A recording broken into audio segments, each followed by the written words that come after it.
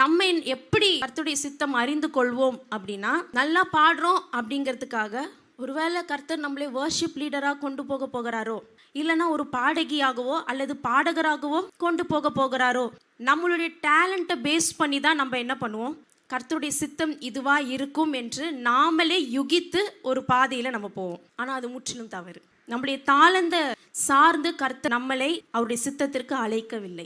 தாவீது ஒரு வர்ஷிப் லீடருங்கிறதுனால கர்த்தர் அவரை தெரிந்து கொள்ளவில்லை.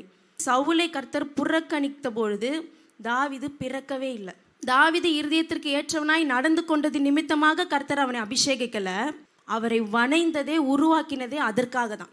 சவுலை புறக்கணித்த பிற்பாக தாவீதை உருவாக்கி வனாந்திர வழியில கொண்டு வராரு. சிங்கங்கள் மத்தியில கர்த்தர் கொண்டு வந்து கடைசியில கோலியாத்தின் முன்பதாக நிறுத்துறாரு. அவருடைய சித்தம் அந்த இடத்துல நிறைவேறுது.